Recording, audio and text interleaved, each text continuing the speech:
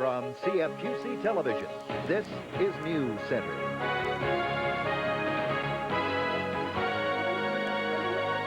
Tonight, shots were fired in the holdup of a Loomis truck. Grant Hodgins deals his party an incredible blow, and City Council comes through for Shakespeare on the Saskatchewan.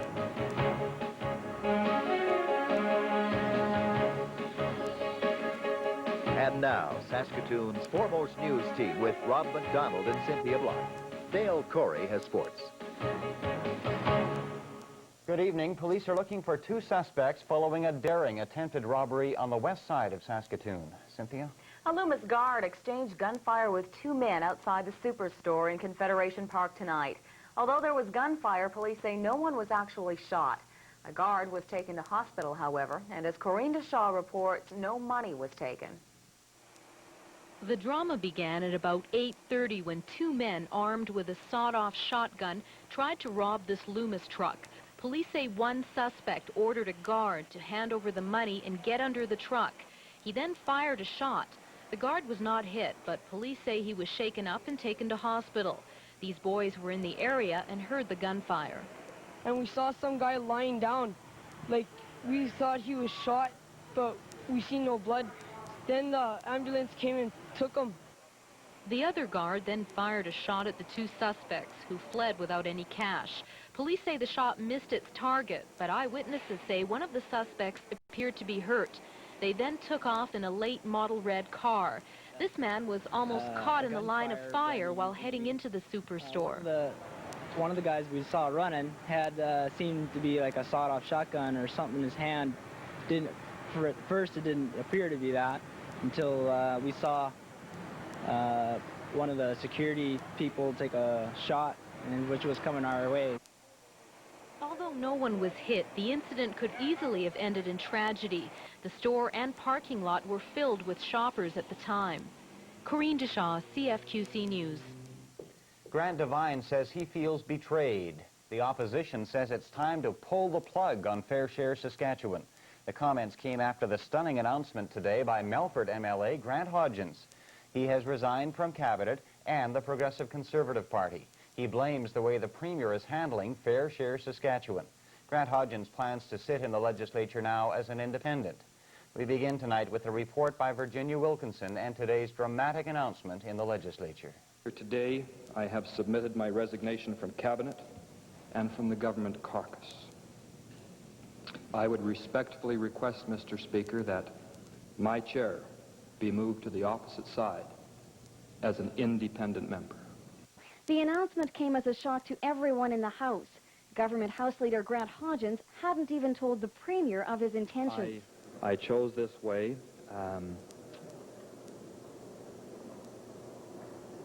because I knew that I would be encouraged to not make this move. I know that this is a move that only I could decide. And Hodgins, who's been one of a number of ministers involved in the government's decentralization program, took dead aim at the Fair Share program as the reason for his resignation. An issue like this is one that must be very carefully planned, implemented over a long period of time. Tremendous amount of consultation should take place. Dealing with the employees must be done in a more compassionate manner. Hodgins says he questions the government's cost breakdown of the program. I believe that the costs are at minimum at question, yes. Hodgins was perceived as one of the most up-and-coming politicians in the Tory caucus. He held a number of portfolios, including Highways, Indian Affairs, and Environment. Last year, he was made Government House Leader. There were suggestions he was being groomed as a future leader. He will now sit as an independent. He's still unsure about his future political plans, but says he won't likely be back as a Tory. Hodgins isn't the first to leave caucus. He joins a list of 10 ministers who've left over the past 2 years. Hodgins' resignation has dealt a serious blow to the Tory party and its decentralization program. The program appears to have been the basis for the Tory election platform. But with today's announcement, that platform is now facing some serious credibility problems. Well, it doesn't help I mean, I've had better days, there's no question about it. The Premier had just been dealt perhaps the most serious personal blow of his political career. A key colleague breaking ranks during the crucial pre-election period. After resigning in the House, Hodgins met with Devine in the Premier's office for about 10 minutes and officially tendered his resignation. The Premier was disappointed in my decision, and yes, the Premier was disappointed, and certainly could have been done better, and I don't deny that. Devine said Hodgins' resignation had caught him totally by surprise, that it couldn't be about fair share, that it had to be personal. He's designed packages and marketed programs and House Leader, and spoke well in caucus and cabinet about all the things that we're doing, and particularly about this program, and has done it very well, and for his own constituency. So it's, well, you can imagine. I mean, you feel betrayed. With Hodgins' resignation, the Premier says he will review how fair share has been handled. But he says he remains committed to the program, and fair share will go ahead. In Regina, Wayne Mantica reporting.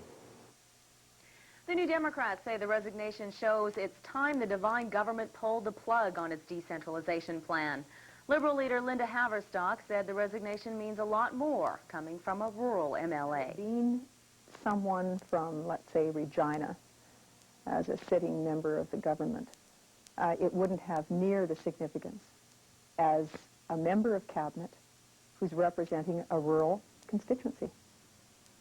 I think what he's doing is making comment probably based on the displeasure he's heard from his own constituents. When you have the leading person in the House Leader of the government is obviously the highest position in the legislature, in many ways higher than the Premier, higher than the Deputy Premier. This individual who at this time represents the highest position in the House, walking away from decentralization, I think really leaves that program in a very, very precarious position. In fact, I would say in some ways it should bury the program. It was a program designed to quickly get support in the rural areas, hold an election. They're obviously in some trouble on it. Some of their own people don't agree with it. And I'm quite pleased to see that finally common sense is prevailing. I'm now calling on the Minister of the Families, the Honorable Beatty Martin, and the Honorable Jack Klein to show that they, too, will stand up for fairness and decency and stand up for the residents that they represent, and they, too, submit their resignations from Cabinet and sit as independents in the legislature. Earlier in the day, before Hodgins' announcement, the Premier announced another move in his Fair Share program. The Department of Social Services is being transferred to North Battleford, an area. Scott Evans reports. Perhaps no area feels it deserves its fair share more than the Battlefords. When Premier Devine came to town, there was no doubt the news would be good. The region will be the new home of the Social Services Department. 212 jobs are involved, including 77 headquarters positions in the Battlefords themselves. 6 surrounding communities will also share in the spoils. The move will add a government payroll of $2.5 million to the Battlefords and a total of $7.4 million to the communities in this region. The $7.4 million payroll will indeed be felt in the individual communities, but it'll be felt in the city of North Battleford most significantly, I believe. In a related move, the Family Foundation and the Senior Secretariat will move to Lloydminster with a satellite office at St. Walburg. Devine says the move should not affect service to welfare recipients and other social service clients. The majority of the 1,700 employees in social services are all over the province, and so the management of that can be essentially any place that has a community size like this. But not everyone is turning cartwheels over the announcement. And social services to the Battlefords is not the issue. The issue is the unfairness and the inequities of Fair Share Saskatchewan, and I don't support Fair Share Saskatchewan. There were concerns expressed about the political nature of Fair Share, whether any of the jobs would arrive before a provincial election is called. Premier Devine indicated the moves will not be rushed for political purposes. Indeed, he indicated the government may have to listen a little more carefully to those employees whose lives and livelihoods are being disrupted by Fair Share Saskatchewan. Scott Evans, CFQC News, North Battleford. Shakespeare on the Saskatchewan got some good news from City Council tonight. Council approved a $30,000 interest-free loan to the theater company, but not without some conditions. it seems to me that one of the conditions that we need to put on the granting of this money is that the money go to post the equity bond. That means basically that there would be a guarantee that the artists would be paid at least 2 weeks' salary. And that is something that is required before they can even get into production. So it's simply a way of ensuring that Shakespeare on the Saskatchewan will continue, and also ensuring that the rights and concerns of the artists are protected. Shakespeare on the Saskatchewan found itself $66,000 in debt after last season's performances and said it might have to take a year off to recoup some of its losses. Rob? Sex education has been a contentious issue for parents from Saskatoon's North Park area. They're concerned about the kind of sex ed being taught to their children in the school system. They're also upset with the school board for what they call vague parent information packages. Brian Wood reports. A representative of a Citizens Advisory Council says the sex education material being taught to students in public elementary schools is too explicit. He says parents want the positive values which are enforced at home to be reinforced in school, and the curriculum should pay more attention to abstinence. For sexual information, instruction on sexual intercourse, instruction on birth control, instruction on providing sexual stimulation, masturbation, mutual masturbation, oral and anal sex, all these things are covered. We're questioning whether or not that's necessary. Second of all, is it really helpful? Some parents are also upset over several diagrams which are part of the curriculum. They say there are times when the girls should be separated from the boys. I know my daughter's grade 5 classroom, they brought in a rubber mannequin and demonstrated how to insert a tampon. This is like 10-year-old kids, boys and girls together, and they just simply find it very embarrassing. The Director of Education defends the sex education material and points to the threat of AIDS. And I think that we are obligated as a public school system to help people live healthy lives, indeed, to preserve their lives, because AIDS is a matter of life and death. If you get AIDS, it's final. There is no cure. So this is part of it. Dr. Fass says the group of concerned parents represents a minority, and the school board won't be changing its Healthy Lifestyles program. He adds many parents feel their children should be taught the material before grade 6. Brian Wood, CFQC News. The Rosemary Kim Friebus case could go to the jury as early as tomorrow. Lawyers in the case will make their final arguments tomorrow. Testimony wrapped up today with the defense calling just 2 witnesses. Robert James reports. Gentlemen. Day 11 of the Friebus case began with Crown Prosecutor Terry Hinz telling the 11-member jury his case is officially closed. Defense lawyer Mark Brayford called 2 witnesses to the stand, but Friebus herself was not among them. A Regina psychiatrist was followed by a home care worker. Dr. Charles Messer told the court Kim Friebus appeared to take the death of Charlene very hard. On 2 occasions last fall when he talked with her, she appeared to be withdrawn, depressed, and tearful, and had trouble eating and sleeping. Referring to notes, Dr. Messer indicated Kim told him her 2-year-old daughter Sabrina shot Charlene, and as a mother she was only trying to protect her child. The second defense witness was a home care worker who spent several weeks last spring in the Friebus home in Mortlach. She told the 7-woman, 4-man jury Sabrina appeared to be a normal child who could walk, climb, and carry her toys. But when asked by Brayford whether Sabrina could carry something about 5 to 6 pounds, which is the weight of the gun that fired the fatal shot, the home care worker couldn't respond. Tomorrow morning, the Crown and defense will present their final arguments. And then, time permitting, Judge Paul Rabinski will charge the 11-member jury before deliberations begin. At Saskatoon Court of Queen's Bench, Robert James, CFQC News. The Richard Patterson fraud trial will be in the hands of the jury tomorrow. The former executive director of St. Paul's Hospital is accused of defrauding the hospital of hundreds of thousands of dollars. Louise Mickelborg reports now as this 3-week trial comes to an end. The defense lawyer for Richard Patterson doesn't deny his client received more than $300,000 in benefits while he was at the helm of St. Paul's Hospital. But what he doesn't agree with is that money was obtained fraudulently or with criminal intent. Lawyer Ken Stevenson says Richard Patterson was entitled to senior management benefits, just like any other senior executive. And witnesses had many interpretations of what his salary and benefits actually were. And with this lack of clarity, He asked, can the jury be certain of deliberate or criminal intent? And finally, if what Patterson was doing was wrong, why was it never brought into question until after he left for another job? The Crown prosecutor says Patterson never had any authorization for the benefits he took. That came in the way of loans, travel, and monetary benefits. Fred Dame contends Patterson used his position of authority to fraudulently seek out more money than he was entitled to by contract. Dame says Patterson simply put his hand in the cookie jar, found it was easy to take, and just kept on taking. Both sides have wrapped up their final arguments, and the case has been adjourned until tomorrow morning. That's when the question will be put to the jury. The jurors must decide if Patterson is guilty of 7 counts of fraud beyond any reasonable doubt. Louise Mickelborg, CFQC News. An appeal by the Crown in the acquittal of Leslie Bajo of Saskatoon has been dismissed by the Saskatchewan Court of Appeal. Bajo was acquitted last December of charges stemming from the October 1989 house explosion on Avenue J North. One house was leveled in the blast, 2 others were destroyed by the ensuing fire.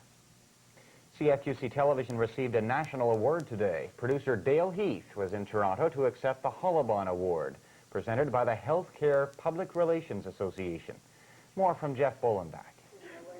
CFQC producer Dale Heath accepted the award at a luncheon this afternoon. It was presented in recognition of the half-hour documentary Breathing Easier, which aired on CFQC television in December of 1990. The documentary focused on a summer camp for children with asthma at the Old Dana Radar Base east of Saskatoon. It was written and produced by Heath, edited by George Hoopka, with photography by Brian Langdon. The award was presented by Joan Hollabon, who was a health reporter with the Globe and Mail for 25 years. Breathing Easier raised the awareness of asthma, how it affects children, and how they can lead normal lives if given a chance. Dale Heath, the recipient of the 1991 Hollabon Award for the CFQC television documentary, Breathing Easier. For CFQC News, I'm Jeff Bolenbach. Showers a possibility again tomorrow. In sports, can the Twins win a game? The Kinsman Club has done a lot for this community. Our kids swim in their pools, play in the rinks, and ride on their merry-go-rounds.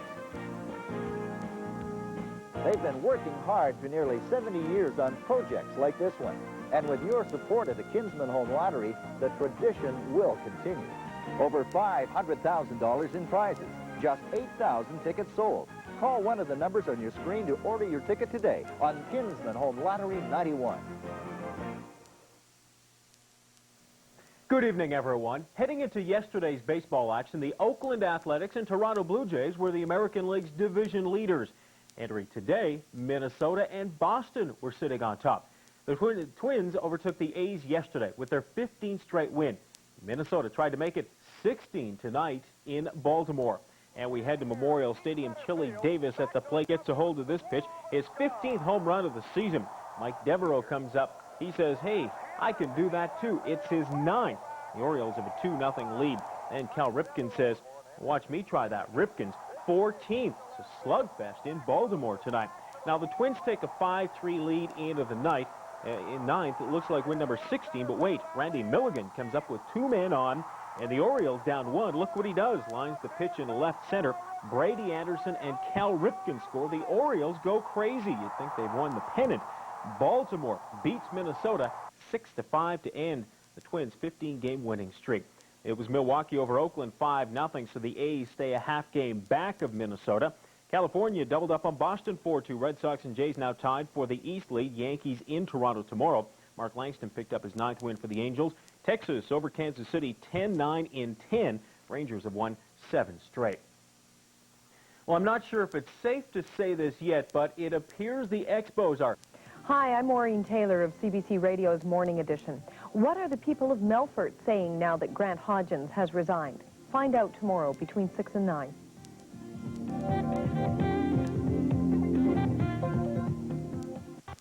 More fallout from the Hodgins resignation. Details tonight on News Final at 11.